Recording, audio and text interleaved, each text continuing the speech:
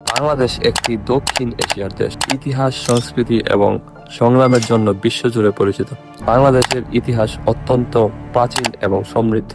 এই অঞ্চলে বহু প্রাচীন সভ্যতা গড়ে উঠেছে, যার মধ্যে মৌর্য, গুপ্ত এবং পাল বংশ উল্লেখভাবে। এই অঞ্চলের বাঙালি সংস্কৃতি ও ঐতিহ্যের উত্থান মূলত পাল শাসনামলে ঘটে। খ্রিস্টপূর্ব ৩য় শতাব্দীতে মৌর্য সাম্রাজ্যের অংশ ছিল বর্তমান বাংলাদেশ অঞ্চল। গুপ্ত সাম্রাজ্যের সময় এটি একটি সমৃদ্ধ সাংস্কৃতিক কেন্দ্র হয়ে ওঠে। পরবর্তীতে পাল রাজবংশ ৭৫০ থেকে ১২০০ খ্রিস্টাব্দ বৌদ্ধ ধর্মের উত্থানে বড় ভূমিকা রাখে। এই সময়ই বাংলাদেশের বৌদ্ধ বিহার সমূহ আন্তর্জাতিক শিক্ষা কেন্দ্রে পরিণত হয়। ১২শ শতাব্দীতে মুসলিম শাসনের সূচনা হয়, যা সুলতানি ও মুঘল আমলকে ব্যাপকভাবে প্রভাব বিস্তার করে। ১৬০৮ সালে মুঘল শাসকরা ঢাকাকে প্রাদেশিক রাজধানী ঘোষণা করে।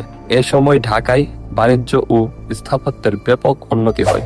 ১৭৫৭ সালে পলাশীর যুদ্ধে ব্রিটিশ ইস্ট ইন্ডিয়া কোম্পানির হাতে বাংলা স্বাধীনতা হারায়। প্রায় ২০০ বছর ব্রিটিশ শাসনে থাকার পর বাংলার জনগণ ব্রিটিশদের বিরুদ্ধে বিভিন্ন আন্দোলনে অংশগ্রহণ করে। ১৯৪৭ সালে ভারত বিভক্ত হলে বাংলাদেশের তৎকালীন পূর্ব পাকিস্তান নামে পরিচিতি লাভ করে। ১৯৭১ সালে দীর্ঘ ৯ মাস রক্তক্ষয়ী মুক্তিযুদ্ধের মাধ্যমে বাংলাদেশ স্বাধীন হয়। এই যুদ্ধে প্রায় ৩০ লাখ মানুষ শহীদ হন এবং লাখ লাখ নারী নির্যাতনের শিকার হন। ১৬ ডিসেম্বর অর্থাৎ ১৯৭১ সালের ১৬ ডিসেম্বর বাংলাদেশ একটি স্বাধীন রাষ্ট্র হিসেবে প্রতিষ্ঠিত হয়। স্বাধীনতার পর বাংলাদেশ অর্থনীতি, শিক্ষা, প্রযুক্তি এবং সামাজিক ক্ষেত্রে উল্লেখযোগ্য অগ্রগতি অর্জন করেছে। কৃষি, তৈরি পোশাক শিল্প, রেমিটেন্স এবং তথ্য প্রযুক্তি বাংলাদেশের অর্থনীতির মূল চালিকা শক্তি। বাংলাদেশ বর্তমানে একটি মধ্যম আয়ের দেশে উন্নীত হওয়ার পথে